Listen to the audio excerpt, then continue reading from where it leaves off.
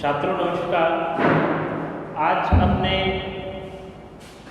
इस ज्वालामुखी के प्रकार के बारे में आज स्पष्ट करेंगे, क्योंकि कल आपने दरारी ज्वालामुखी के बारे में पूरा स्पष्टीकरण दिया था।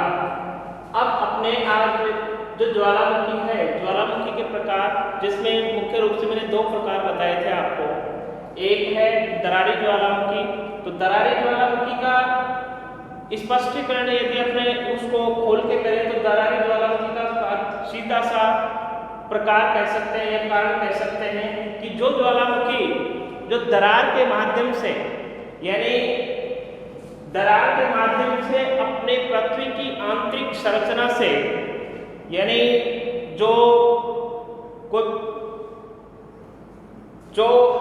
बिल्कुल क्या है कि कोमल परत, किसकी, अपने पृथ्वी के आंतरिक संरचना में जो कोमल परत है यानी कमजोर परत है, उन कमजोर परतों को तोड़कर जब बाहर निकलते हैं जैसे जलवाष्प है, जलवाष्प, गैसें व गर्म लावा, ये तीनों चीजें यानी फोर्स के साथ जब बाहर निकलते हैं, किसी दरार के माध्यम से बाहर निकलती है, तो उसमें क्या होता है, एक विस्फोट होता है और उस विस्फोट के साथ में वो क्या अपना प्रज्वलित करते हैं। तो दरारी उद्गार वाले ज्वालामुखी, तो दरारी प्रकार के ज्वालामुखियों में दरारी प्रकार के ज्वालामुखी ये है मुख्य। इसका यही कारण कि इस प्रकार के ज्वालामुखी में लावा दरारों के माध्यम से बिना विस्फोट के, यानी बिना विस्फोट के साथ अपने आप बाहर निकलने लग जाता है शांतिपूर्वक। इस प्रकार के ज्वालामुखी में लावा दरारों के माध्यम से बिना विस्फोट के शांतिपूर्वक निकलता है और विस्फोट के अभाव के कारण गैसें, विखंडित पदार्थों की मात्रा कम होती है और लावा प्राय पतला होता है। अब विदित है कि जब लावा पतला है तो उसमें विस्फोट भी क्या होगा, विस्फोट भी क्या कमजोर होगा, और फिर लावा यदि गाढ़ा होता तो विस्फोट बहुत तेज तीव्र गति से होता। तो इसके साथ ही अपने को ये देखना है कि इसमें क्या लावा पतला होने की वजह से विस्फोट भी कमजोर है और ये बिल्कुल शांत तरीके से विस्फोटित होती है। तो विस्फोट के अभाव के कारण गैस व विघटित पदार्थों की मात्रा बहुत ही कम होती है। फलस्वरूप लावा पठार का इसके जो जब ये प्रस्फुटित होती है तो लावा पठार का इसके माध्यम से लावा पठार का क्या होता है, निर्माण होता है। लावा पठार का निर्माण होता है। वर्तमान काल में भीतर उद्गार के उदाहरण कम मिलते हैं। वर्तमान में भीतर उद्गार के उदाहरण कम मिलते हैं, परंतु अतीत में होने वाले इस प्रकार के उद्गार के फलस्वरूप, जैसे कोलंबिया के पठार,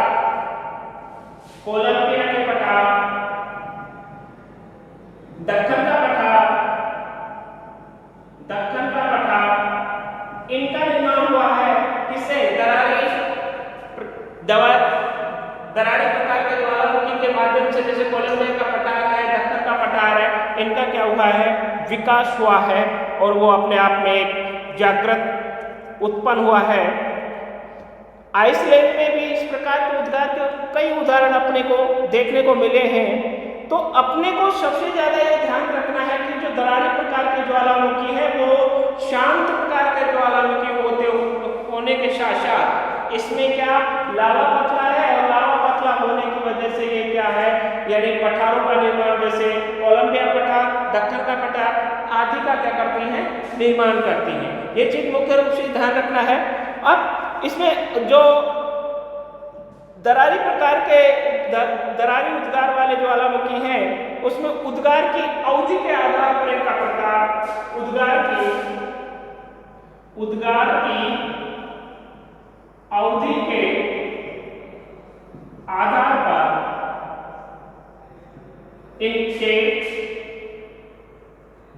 इनके प्रकार, यानी उद्गार की अवधि, यानी उद्गार हो रहा है यानी प्रस्फुटित हो रहा है तो उनका समय यानी कैसे समय में वो अपने आप में एक लावा बाहर निकाल रही है, उसकी क्रिया को ही उद्गार के आधार पर उनको अपने क्या करना है, विभाजित करना है, यानी उनका वर्णन करना है। तो इसमें उद्गार की अवधि के आधार पर सबसे पहला है सक्रिय ज्वालामुखी। जो पहला है वो है सक्रिय ज्वालामुखी। सक्रिय ज्वालामुखी का सीधा सा अर्थ है, यानी ये ज्वालामुखी सक्रिय ज्वालामुखी, तो इसका सीधा सा अर्थ अपने लगा सकते हैं कि जिन ज्वालामुखी में लावा गैस के रूप में विघटित पदार्थों के साथ निकलता रहता है उन्हें जागृत या सक्रिय ज्वालामुखी कहा जाता है। यानी कहने का मतलब इनमें कोई अवरोध उत्पन्न नहीं होता, यानी लगातार उससे गैस तथा गर्म लावा बाहर निकलता रहता है, इसलिए उनको क्या जागृत या सक्रिय ज्वालामुखी कहा जाता है। क्या कहा जाएगा, सक्रिय या जागृत ज्वालामुखी। जागृत का मतलब हमेशा जिंदा रहने वाले, तो वही है कि इनको सक्रिय ज्वालामुखी इसलिए कहा जाता है कि इनसे लगातार यानी बिना अवरुद्ध हुए गैस, लावा व जलवाष्प बाहर निकलती रहती है। अब जलवाष्प में अपने ध्यान है कि जलवाष्प में सबसे ज्यादा क्या निकलता है, जलवाष्प में हाइड्रोजन तथा ऑक्सीजन यानी H2 तथा O2, ये दोनों गैसें सर्वाधिक मात्रा में इसमें क्या निकलती हैं, बाहर निकलती हैं, इसलिए इसको क्या कहा जाता है, सक्रिय ज्वालामुखी। अब अपने बात करते हैं कि वर्तमान समय में विश्व में जागृत ज्वालामुखी की संख्या लगभग 500 है। यानी वर्तमान समय में सक्रिय ज्वालामुखी की संख्या लगभग 500 है। वर्तमान समय में सक्रिय ज्वालामुखी की संख्या 500 है। अब उदाहरण जो यदि हमने इसका सक्रिय ज्वालामुखी का उदाहरण देखें, यानी वर्ल्ड के जो मैप है उस वर्ल्ड के मैप में अपने इसका उदाहरण देखें तो इटली का एंटना उदाहरण के रूप में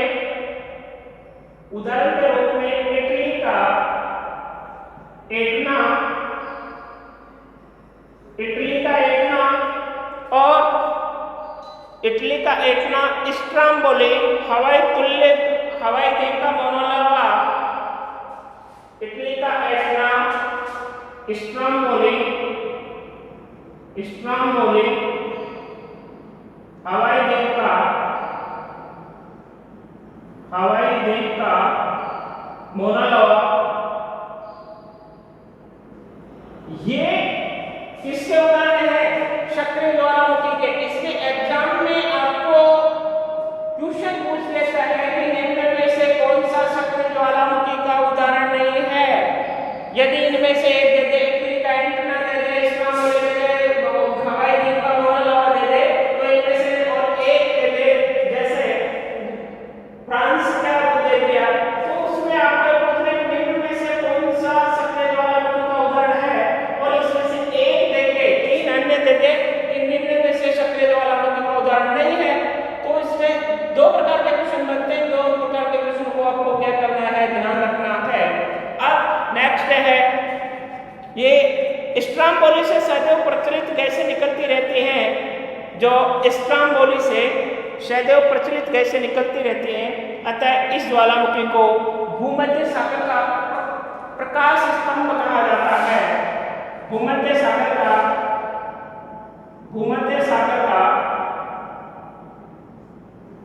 प्रकाश स्तंभ कहा जाता है। प्रकाश स्तंभ कहा जाता है। क्यों कहा जाता है? Light of house, LIGHT, light of house, light of house यानी भूमध्य सागर है। यह भूमध्य सागर को आप जैसे अब ये याद रखने का सीधा सा एक इसका तरीका याद है कि जो भूमध्य सागर है, भूमध्य सागर से क्या निकलता है, यानी कम दबाव का तो क्षेत्र बनता है यहाँ से, यानी चक्रवात होता है। वो चक्रवात अपने जो भारत में सर्दी में जो वर्षा होती है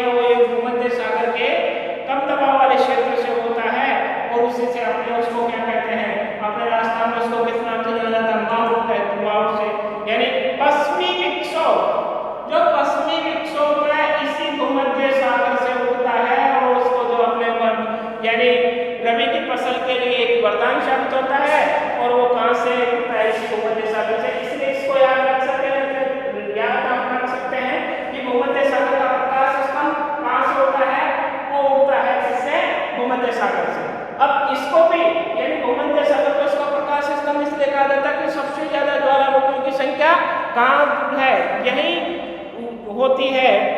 अब इसमें विश्व का सबसे ऊंचा सक्रिय ज्वालामुखी कोटोपैक्सी, याद रखना है। आरएस में पूछा हुआ क्वेश्चन है, आरएस में पूछा हुआ क्वेश्चन है कि विश्व का सबसे ऊंचा ज्वालामुखी, यानी विश्व का सबसे ऊंचा सक्रिय ज्वालामुखी, विश्व का सबसे ऊंचा ज्वालामुखी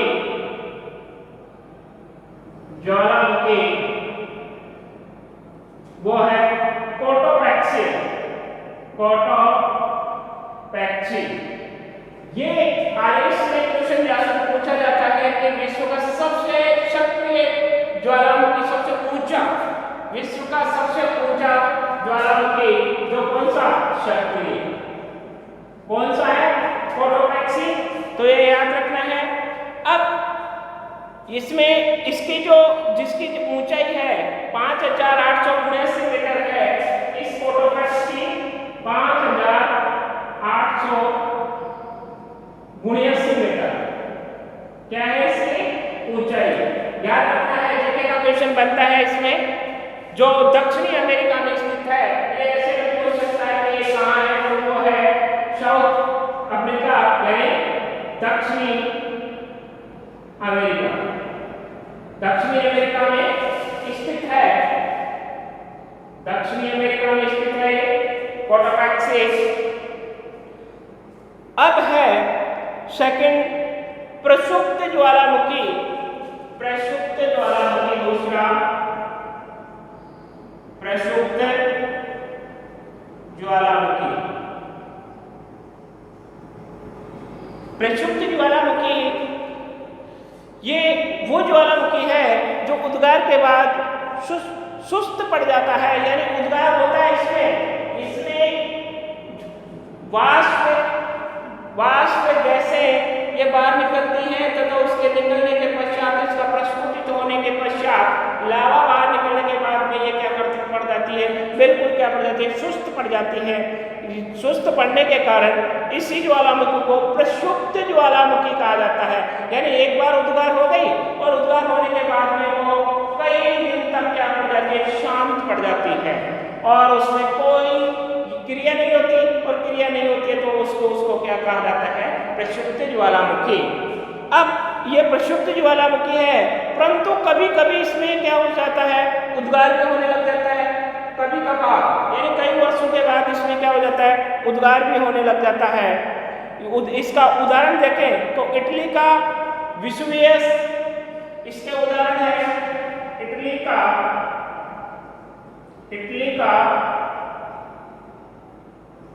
विसुवियस, इटली का विसुवियस, व इटली का विसुवियस से हो गया, इटली का विसुवियस के बाद इंडोनेशिया का क्राकाटोआ, इंडोनेशिया का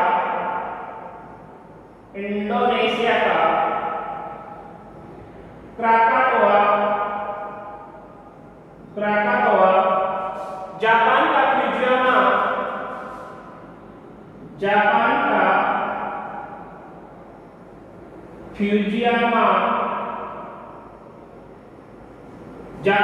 फ्यूजियामा, इसके उदाहरण है किसके, प्रसुप्त ज्वालामुखी के। यानी प्रसुप्त ज्वालामुखी के बारे में यदि शॉर्ट टर्म पूछा जाए तो आपको सीधा सा ये बताना है कि वो ज्वालामुखी जो कई समय तक सक्रिय नहीं होता, उसमें कोई उद्गार नहीं होता, लेकिन कभी कभार यानी काफी देर बाद में उसमें उद्गार होने लग जाता है, उसी को प्रसुप्त ज्वालामुखी कहा जाता है। अब जापान का फ्यूजियामा हो गया। इसके बाद में जो अपनी थर्ड है वो है मृत ज्वालामुखी, यानी मृत ज्वालामुखी।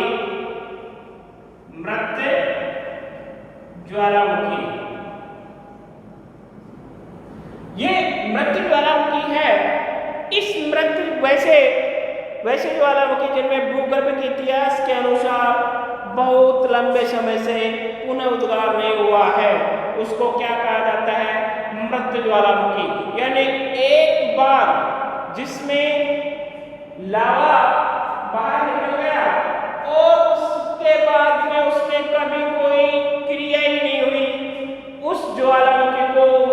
ज्वालामुखी कहा जाता है।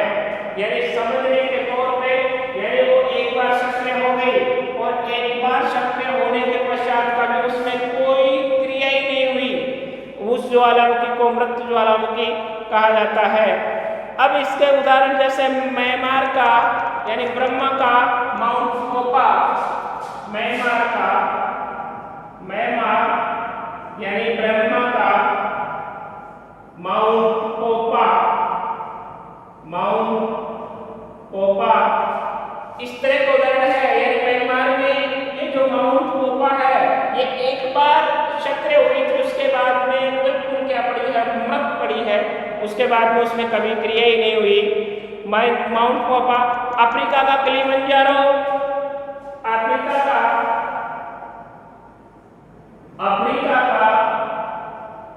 किलिमंजारो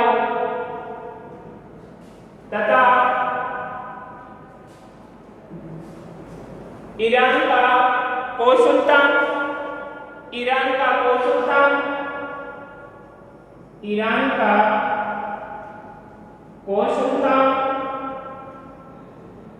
वह ईरान का कोसुल्तान हो गया, कोसुल्तान व देवबंद। मुख्य रूप से ये पूछा जाता है ईरान का कोसुल्तान व देवबंद। ये क्या है, ये किसके उदाहरण है, मृत ज्वालामुखी के। म्यांमार का माउंट पोपा, अफ्रीका का किलिमंजारो, ईरान का कोसुल्तान व देवबंद, ये मृत ज्वालामुखी के उदाहरण है। अब इसमें आपने देखे कि विश्व के प्रमुख ज्वालामुखी जो यानी अपने एग्जाम में जो क्या मिलता है, वेटेज मिलता है, वो है फ्यूजियामा जापान में, फ्यूजियामा किसमें है, जापान में। फ्यूजियामा के बाद में है माउंट ताल फिलीपींस में, माउंट ताल फिलीपींस में। माउंट ताल के बाद में है विसुवियस नेपल्स की खाड़ी, विसुवियस नेपल्स की खाड़ी, नेपल्स की खाड़ी। और चिम्बारेंजो Ecuador, चिम्बारेंजो Ecuador, Cotopaxi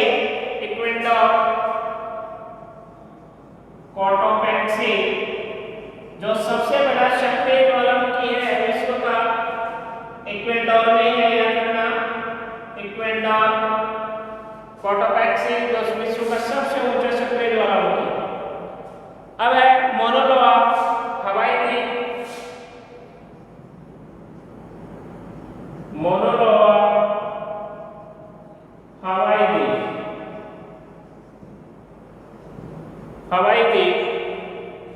mount Pinatubo,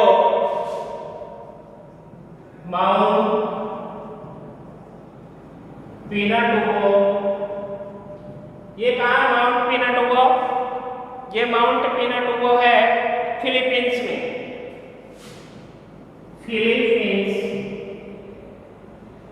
Philippines में।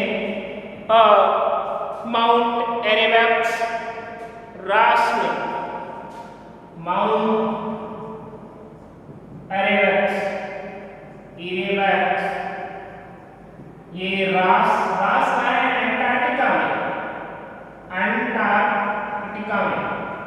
अंटार्कटिका में। और माउंट एंटेना सिसिली द्वीप में, माउंट एंटेना सिसिली द्वीप। ये मुख्य रूप से यानी ये जो अपने ज्वालामुखी के प्रकार हैं, ज्वालामुखी के प्रकार मुख्य रूप से दो प्रकार के होते हैं, एक दरारी प्रकार का हो गया और एक इससे पहले दरारी, और एक है दूसरा अपने जो पढ़ रहे हैं उसमें दरारी प्रकार के ज्वालामुखी तीन प्रकार में बांटा गया है। पहला है सक्रिय ज्वालामुखी। तो सक्रिय ज्वालामुखी तरह के प्रकार का पहला प्रकार है सक्रिय ज्वालामुखी। सक्रिय का मतलब यानी ये एक बार सक्रिय होने के पश्चात हमेशा इसमें क्या है, यानी समय समय पर क्या रहता है, गर्म लावा निकलता रहता है। तो वर्तमान समय में सक्रिय ज्वालामुखी का मुख्य उदाहरण देखें हमने तो वो कौन सा है, कोटोपैक्सी है जो 5,889 किलोमीटर जो ऊंचाई है जो दक्षिणी अमेरिका में स्थित है। अब इसका सेकंड उदाहरण है वो इटली में एंटेना है, स्ट्रोम्बोली है, हवाई द्वीप में माउना लावा है। और इसे सक्रिय ज्वालामुखी को मुख्य रूप से भूमध्य सागर का प्रकाश स्तंभ भी कहा जाता है। जो लाइट ऑफ हाउस भूमध्य सागर का प्रकाश स्तंभ ये पूछा गया है बीए पार्ट फर्स्ट में कि भूमध्य सागर का प्रकाश स्तंभ किस ज्वालामुखी को कहा जाता है, तो वो है सक्रिय ज्वालामुखी।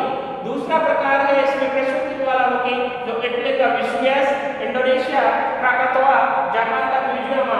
अब ये वो है कि यानी एक बार उद्गार होने के बाद कई समय तक पड़े रहते हैं और उसके बाद में उसमें कोई क्रिया नहीं होती, इसलिए उसको प्रक्षुब्ध ज्वालामुखी कहा जाता है। और मृत ज्वालामुखी म्यांमार में माउंट कोपा, अफ्रीका का किलिमंजारो और ईरान का ओजुक्तान देवबंद।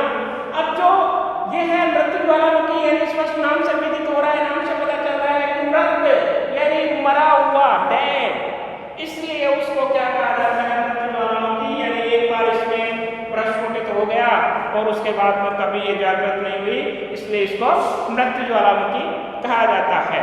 अब जो ये है मृत ज्वालामुखी, इसके बाद में अपना जो नेक्स्ट टॉपिक है जो विश्व में ज्वालामुखी का वितरण जो अपने नेक्स्ट क्लास में करेंगे।